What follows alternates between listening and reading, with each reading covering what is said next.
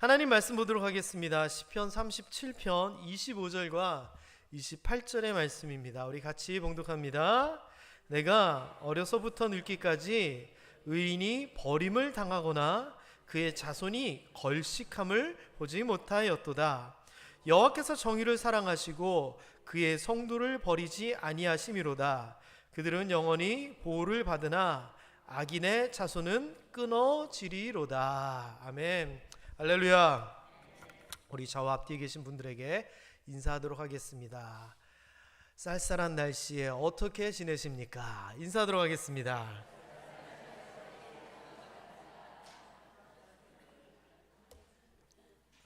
제가 오늘 아침에 후회를 많이 했습니다. 김종탁 장로님이 찬송할 때 목사님 좀 도와주시죠? 그러는 거예요. 그래서 제가 예 이랬습니다. 저는 남이 뭐 해달라 하면 다 해주거든요. 근데 연습을 하러 뭐 몇 주 이렇게 내려가다 보니까 어려운 거예요. 제가 이번 코로나 앓고 나서 이 호흡이 많이 짧아졌거든요. 폐 관련된 거잖아요. 하는데 너무 힘든 거예요. 그래서 못한다고 할까 계속 망설였어요. 그리고 오늘 아침에 또 막 떨리고 두려운 마음으로 내려갔는데 힘든 거예요.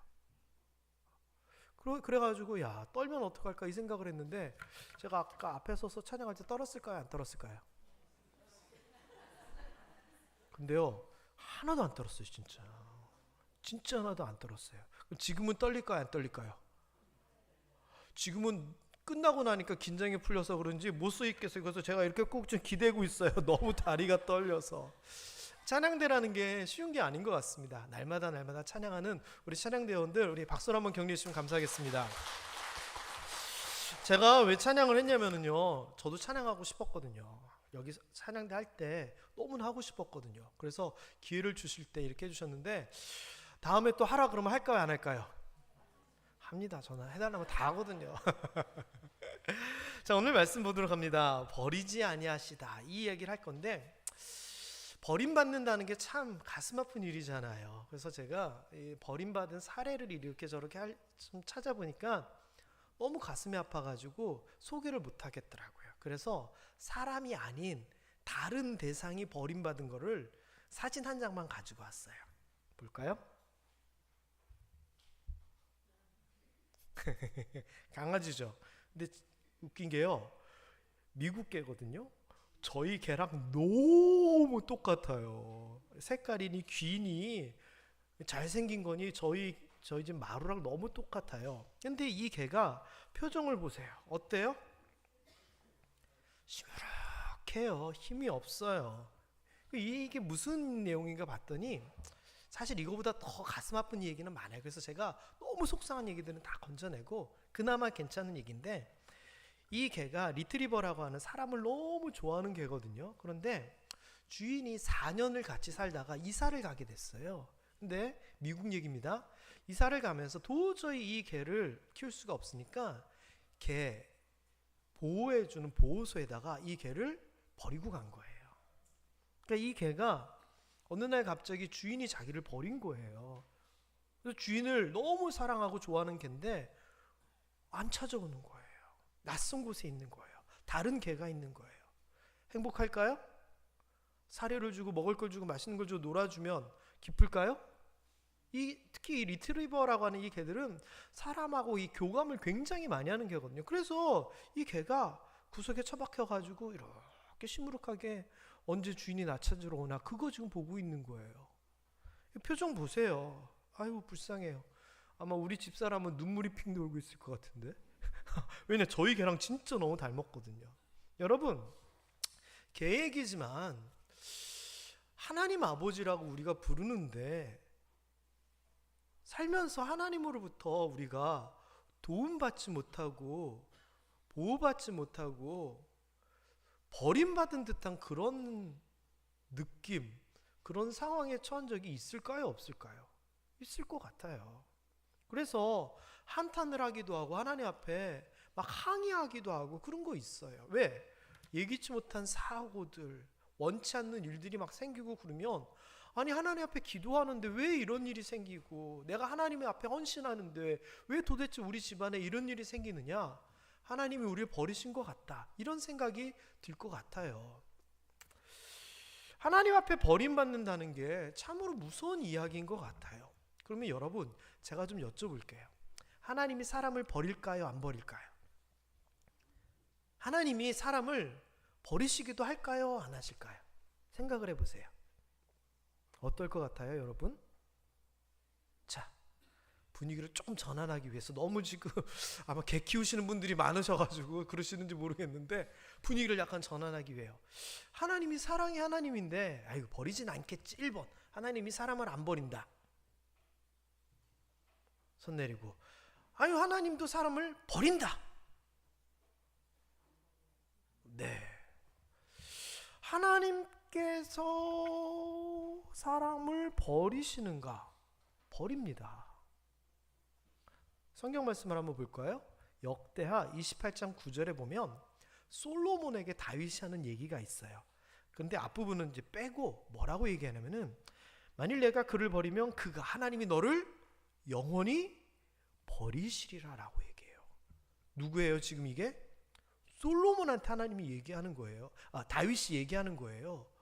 그 다윗이 아들 솔로몬에게 너 조심해, 하나님이 너 잘못하면 버려, 이 이야기를 한다는 것은 솔로몬과 같은 사람이 아닌 우리 같은 사람은 어떻게 했는가? 당연히 우리도 버리신다는 거예요. 그러면 어떻게 하나님 우리를 버리면 어떻게? 그런데 다행인 게 있어요. 그게 뭐냐? 바로 이거예요. 하나님이 우리를 먼저 버리는 게 아니라는 거예요. 노란 글씨 다시 한번 읽어볼까요? 만일 내가 그를 버리면 그가 너를 영원히 버리시리라. 다시 얘기하면 솔로몬이, 사람이 하나님을 버리고 하나님을 떠나고 하나님을 배신하면 그제서야 하나님이 나를 버려? 나도 너를 버린다라고 하는 거예요. 이거 굉장히 중요하면서도 귀한 내용이에요. 반대로 우리가 잘 못하고 부족해도 하나님을 배신하지 않고 버리지만 않으면 어떠한 상황에서도 하나님이 우리를 버리지는 않는다는 얘기예요. 자, 그런데 이 이야기가 어디에서 나오냐면 또 사울왕 이야기에서도 나와요. 사울왕 이야기. 사무엘 선지자가 사울왕에게 막 뭐라 그래요? 하나님이 너 버렸다고, 너 왜 그러냐고 막 뭐라 그래요. 이유는 뭐냐? 사울왕이 교만해졌거든요. 그래서 자기가 왕이니까 자기가 주인 되어서 나라를 다스리고 하나님의 말씀도 어기고 막 그렇게 했거든요. 그 이야기를 가지고 뭐라고 얘기하냐면 이렇게 얘기를 해요. 노란 글 읽어봅니다. 왕이 여호와의 말씀을 버렸으므로 여호와께서도 왕을 버려. 다시 얘기하면 사울왕이 하나님의 말씀을 잘 받아들이고 순종했으면 절대 하나님이 안 버린다는 거예요.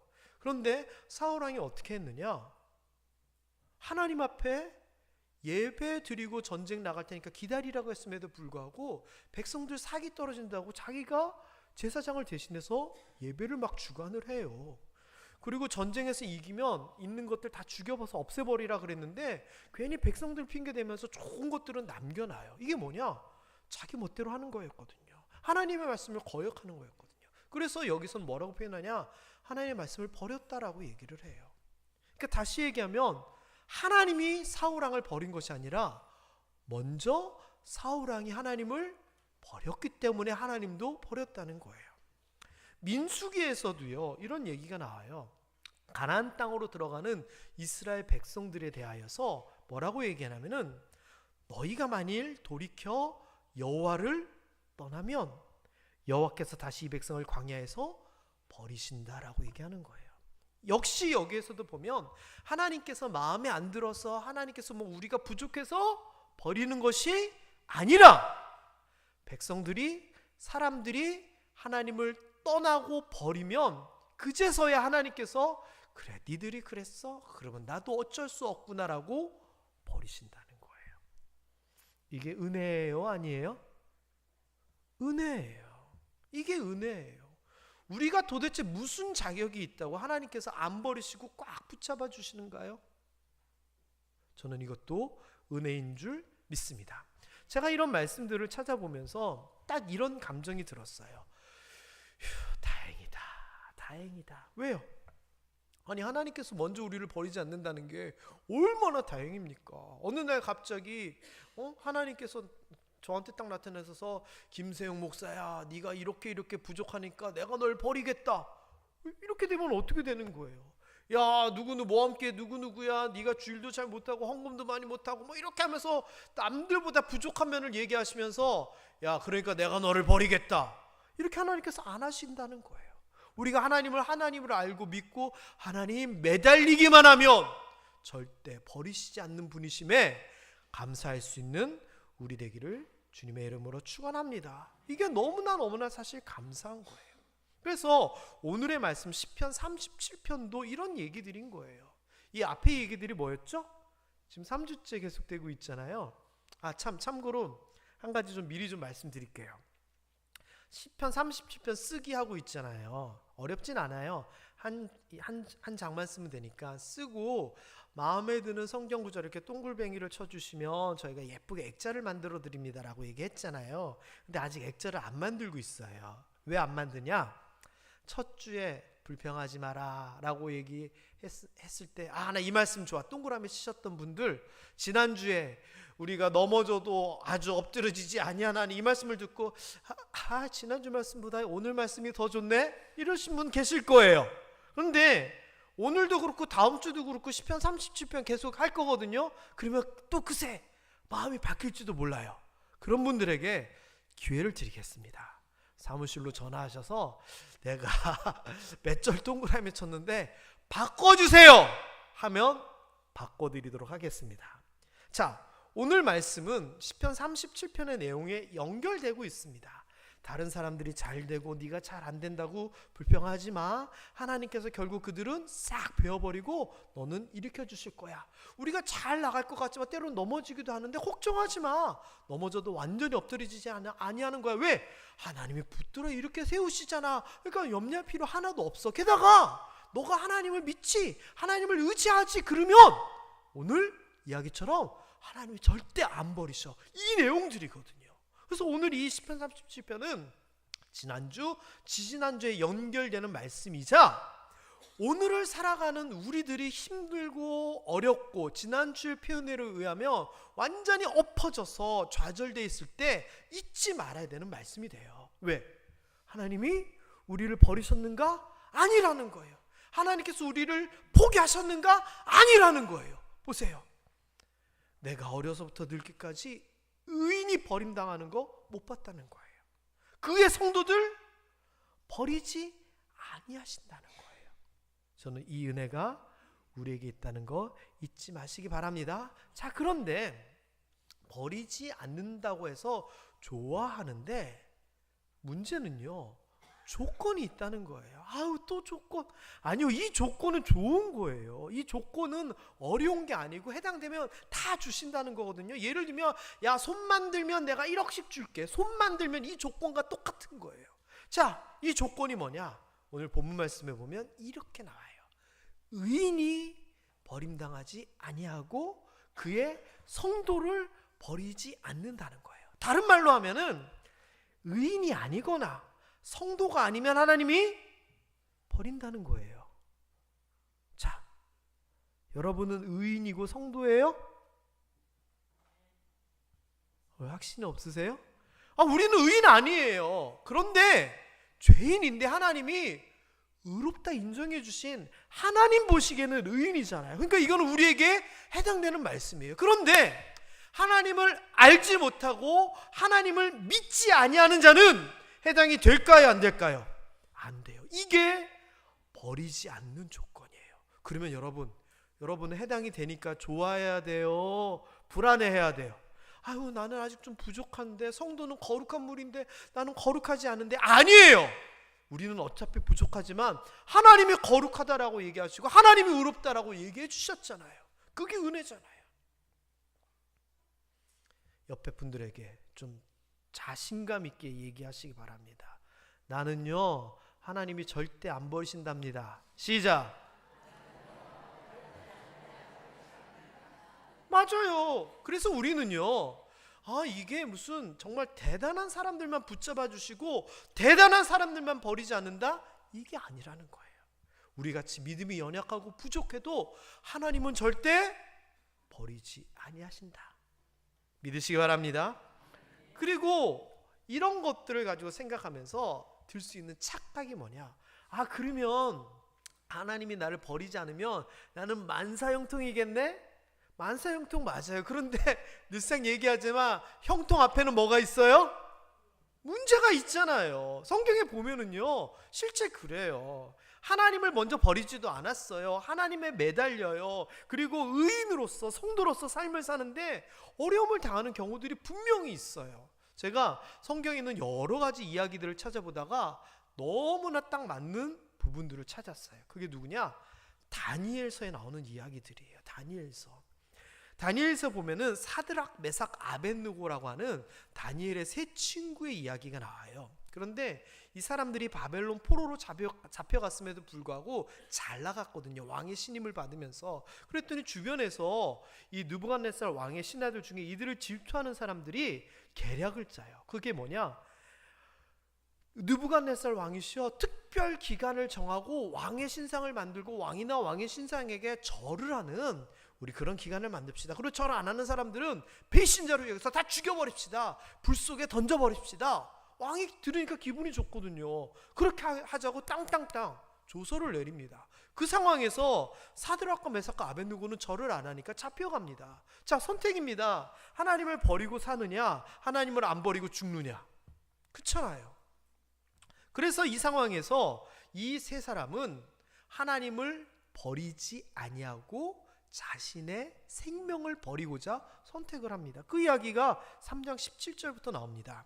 왕이여, 우리가 섬기는 하나님이 계신다면 우리를 맹렬히 타는 풀무불 가운데서도 능히 건져내시겠고 왕의 손에서도 건져내시리이다. 그렇게 하지 아니하실지라도 왕이여, 우리가 왕의 신들을 섬기지도 아니하고 왕이 세우신 금신산에게 절하지도 않겠습니다 라고 이야기를 합니다. 자, 하나님을 버리고 생명을 건지느냐, 하나님을 붙잡고 생명을 버리느냐, 이 결단의 순간에 이 사람들은 하나님을 버리지 않았습니다. 자, 그랬더니 하나님께서 어떻게 하셨느냐? 하나님께서 이들을 버리지 아니하시고 도와주시게 됩니다. 그래서 우리가 잘 아는 이야기가 이 뒤에 27절에 나오는데 읽어볼까요? 총독과 지사와 행정관과 왕의 모사들이 모여 이 사람들을 본즉 불이 능히 그들의 몸을 해하지 못하였고 머리털도 그을리지 아니하였고 겉옷 빛도 변하지 아니하였고 불탄 냄새도 없었더라. 그냥 풀무불에 사람을 던지는데 왕이 화가 나가지고 야, 더 세게 해서 7배나 세게 했어요. 그래서 이 사드락과 메삭과 아벳느고를 불 속에 던져 넣으려고 같이 갔던 사람들조차 다 죽는데 이 세 사람은 하나님이 함께하사 이렇게 얘기처럼 불탄 흔적도 없게끔 하나님께서 지켜보아야 주세요. 이들이 왜 이렇게 하나님의 보호하심을 받았을까요? 하나님을 버리지 아니하였기 때문에. 똑같은 이야기가 이 다니엘서 뒤에 다니엘 이야기에서 나와요. 역시 다니엘을 싫어하고 질투하는 사람들이 비슷한 계략을 짜요. 왕 이외에는 아무에게도 절하거나 기도하지 못하게 합시다. 땅땅땅. 근데 다니엘은 이것을 알고도 창문을 열고 성전을 향하여 기도하잖아요. 잡혀가잖아요. 왕이 신임하는 다니엘. 근데 어떻게 됩니까? 여기 있는 것처럼 하나님이 천사를 보내 사자의 입을 봉합니다. 사자굴에 던져졌는데. 이야기도 똑같은 얘기입니다. 내가 하나님을 선택할 것이냐, 내 생명을 선택할 것이냐, 하나님을 버릴 것이냐, 내 생명을 버릴 것이냐, 이러한 선택의 과정에서 다니엘도 역시 하나님을 버리지 아니하고 믿음을 버리지 아니하고 하나님을 택합니다. 그랬더니 누가 책임지시느냐? 하나님이 책임지셨던 거죠. 이처럼 믿음과 순종으로 살아가는 자는 어떤 경우에도 하나님이 버리지 아니하고 지키신다는 것, 우리가 이것을 명심했으면 좋겠습니다. 그런데 문제는요, 이거예요. 아니, 목사님, 사드락과 메삭 아벳느고처럼 그리 아니하실지라도 저는 하나님을 믿겠습니다, 또는 죽을 줄 알면서도 기도하는 그 정도의 믿음이 나한테 없는데요. 그리고 사실 저는요, 신앙생활도 잘 못하고 있는데요. 하나님, 저는 되게 부족한데요. 이렇게 되면 어떻게 해요? 그래가지고 하나님의 나를 버린 것 같이 되면 어떻게 해요? 때로는 하나님을 진짜 떠나서 살기도 하고. 나를 버리시면 어떡하죠?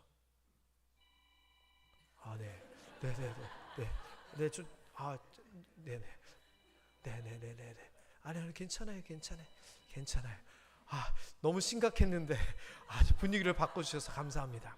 자, 그런데 우리가 잘못하고 부족하고 막 이렇게 해도 방법이 있어요. 그게 뭐냐? 신명기서에 나와요. 노란 글씨 한번 보세요. 신명기서에서는 지금 무슨 얘기를 하냐면은 가나안 땅으로 들어가서의 일을 얘기하는 거예요. 니들이 지금은 잘한다고 약속하지만 가나안 땅에 들어가면 이방신 섬기고 엉망진창으로 살게 될 거야. 그 이야기를 하면서, 그런데 니들이 그렇게 엉망진창으로 살다가 하나님 앞에 벌받고 버림을 받고 환난을 당하고 그러다가 끝날 마지막에 정신 차리고 돌아오면 하나님은 자비하신 하나님이라 너를 버리지 아니하시고 멸하지 아니하겠다는 겁니다. 다시 얘기하면 우리가 잘못하고 죄짓고 부족해도 어떻게 하면? 돌이키면, 회개하면, 다시 하나님의 이름을 부르고 매달리면 하나님께서 에볼라! 버려버려! 라고 했다가도 매달리면 얼른 붙잡아 주신다는 거예요. 다행이다. 느헤미야서에서도 똑같은 내용을 얘기해요. 이스라엘 백성들이 멸망하게 되잖아요. 하나님을 떠나고 이방신을 섬기다가 그 이야기를 하면서 우리가 이렇게 하나님을 떠나서 멸망하고 그렇더라도 하나님께 돌이키면 하나님께서 용서하시사 버리지 아니하신다는 거예요. 여러분, 후회는, 세상의 후회는 어쩔지 모르겠지만 하나님 앞에서의 후회, 하나님 앞에서의 회개는 그때가 제일 빠른 때입니다. 제일 잘하는 짓입니다. 그래서 우리가 행여나 어렵고 힘들 때 하나님께서 나를 버리신 게 아닐까 이 생각이 들면 내 자신을 돌아보고 얼른 다시 하나님 앞에 매달릴 수 있게 되기를 주님의 이름으로 축원합니다. 그런데 그런 상황 가운데 실제로 너무 힘들 때가 있어요. 그렇죠? 우리가 잘했건 잘못했건을 떠나서 너무 힘들 때가 있어요. 그럼 어떻게 해야 돼요? 시편 88편에 보니까 이런 표현이 나옵니다. 여호와여, 어찌하여 나의 영혼을 버리시며 어찌하여 주의 얼굴을 내게서 숨기시나이까. 하나님이 도와주시는 것도 아닌 것 같고 기도해도 응답이 없는 것 같고 상황은 어려워지고 빠져나갈 길은 없어 보이고 절망 가운데 낙심 가운데 처하게 되면 아이고 하나님이 나를 버리셨나 보다 이 생각이 들 수밖에 없습니다.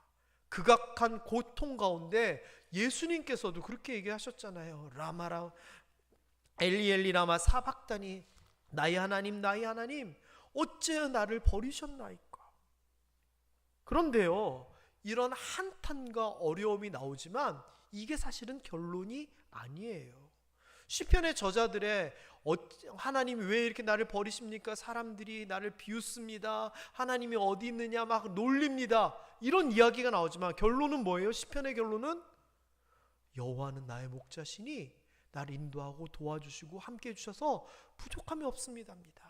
여호와는 나의 산성이시고 요새시고 나의 방패입니다. 내가 요동하지 않습니다. 결국은 형통이었습니다.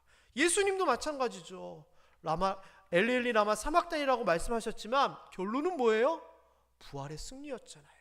다시 얘기하면 우리가 살아가면서 하나님이 나를 버린 거와 같은 그러한 절망감이 있더라도 그게 아니라는 겁니다. 그 과정을 거쳐서 결국은 우리가 승리하고 평화를 얻고 응답을 받고 만족하게 되고 부활의 영광을 누린다는 겁니다. 그러니 지금 이 순간에 너무 힘들고 어렵고 때로는 하나님이 우리를 버리셨나 보다 이런 절망감 가운데 계신 분이 계시다면 아니다 하나님은 나를 절대 버리지 아니하신다. 이러한 믿음으로 이겨내실 수 있게 되기를 주님의 이름으로 축원합니다. 하나님이 우리를 버리지 않는다는 얘기는 성경에서 계속 반복됩니다. 신명기 31장 8절에 보면 광야 생활을 하게 되고 가나안으로 들어가게 되는 이스라엘 백성들에게 내가 너희를 버리지 아니하겠다라고 말씀하십니다. 그리고 그 맨 앞에 섰던 여호수아에게도 내가 너를 버리지 아니하겠다라고 다시 한번 얘기하십니다. 그리고 블레셋과 미디안과 많은 이방 민족의 침략 가운데 어려움을 겪었던 이스라엘 민족에게 우리가 하나님께로 돌아가면 하나님께서 우리를 버리지 아니하겠다라고 사무엘상을 통하여서 사무엘 선지자를 통하여서 역시 이야기하십니다. 그리고 솔로몬이 성전을 지으면서 이스라엘 백성들에게 이렇게 얘기합니다. 주를 찾는 자들을 절대 하나님은 버리지 아니할 것이다 확신을 가지고 백성들에게 선포합니다. 그리고 다윗, 그 수많은 고난을 겪었던 다윗이 뭐라고 얘기하느냐? 여호와여, 주의 이름을 아는 자는 주를 의지하오리니 이는 주를 찾는 자들을 버리지 아니함이니이다. 자신의 삶을 돌아보며 주를 찾을 때마다 버리지 않는다라고 하는 그것을 시편을 통해서 기록에 남깁니다. 또 이사야 선지자들을 통하여 우리가 아무리 잘못하고 우리가 패망하고 우리가 포로로 잡혀가고 끝난 것 같지만 하나님이 우리를 완전히 버린 것 같지만 그 가운데서도 우리가 하나님께로 돌아가면 하나님께서 우리를 버리지 아니할 것이다 라고 역시 이야기합니다. 이 외에도 예레미야서, 예레미야 애가서에서도 계속 반복해서 하는 얘기가 뭐냐? 하나님은 너희를 버리지 않는다. 결코 버리지 않는다라는 이야기였습니다. 사랑하는 모함의 성도 여러분, 그런 관점에서 보면은요, 이 시편 37편 25절과 28절의 말씀 너무나 은혜로운 말씀입니다. 우리가 부족하고 우리가 잘못하고 우리가 죄를 지음에도 불구하고 우리가 하나님을 아버지라 부르고 하나님을 하나님이라고 부르면 하나님은 우리를 절대 버리지 아니하신다는 겁니다. 게다가 우리만 버리지 않을 뿐 아니라, 한번 25절 28절 다시 한번 읽어볼까요? 내가 어려서부터 늙기까지 의인이 버림을 당하거나 그의 자손이 걸식함을 보지 못하였도다. 여호와께서 정의를 사랑하시고 그의 성도를 버리지 아니하심이로다. 그들은 영원히 보호를 받으나 악인의 자손은 끊어지리로다. 이 말은 뭐예요? 나만 하나님이 버리지 않을 뿐만 아니라 나 때문에 우리의 자녀, 우리의 가족들이 걸식하지 아니하고 어려움 당하지 않고 악인의 자손들은 하나님께서 풀을 베인과 같이 쫙 처리하시겠지만 우리는 영원히 대대손손 보호를 받는다는 겁니다. 다시 얘기하면 우리가 하나님 앞에 하나님을 부르며 서 있을 때 우리를 보호하시고 우리를 버리지 않으실 뿐만 아니라 부족해 보여도 우리의 가족들, 자녀들까지도 우리 때문에 그 은혜 안에 거하게 하신다는 겁니다. 여러분, 여러분의 가족분들 중에서 하나님을 제대로 알지 못하고 믿지 못해서 가슴 아파하시는 분들이 있죠? 그러면 이 말씀 가지고 기도하셔야 됩니다. 하나님, 버리지 말아 주시옵소서. 그 은혜를 나누어 주시옵소서. 우리 기도 제목 돼야 됩니다. 오늘 말씀 간단하게 결론을 내리면 이렇습니다. 우리의 어떠한 상황 가운데서도 하나님은 절대 버리지 아니하시고 포기하지 아니하시고 일어서 내가 손 잡아줄게라고 하면서 결국 우리를 일으켜 세우신다는 겁니다. 우리가 그것을 믿으면서 하나님과 함께 힘차게 형통함을 향하여 나가야 될 줄 믿습니다. 저를 한번 따라서 이야기하시면서 오늘 말씀 마무리 짓도록 하겠습니다. 하나님은 나를 결코 버리지 아니하신다. 하나님은 우리를 결코 버리지 아니하신다. 하나님은 우리 가정을 결코 버리지 아니하신다. 힘들고 어려울 때마다 이 말씀 생각하며 우리를 버리시지 아니하시는 하나님께 기도하며 나아갈 수 있는 여러분들 되시기를 주님의 이름으로 축원합니다. 기도하겠습니다. 하나님 아버지,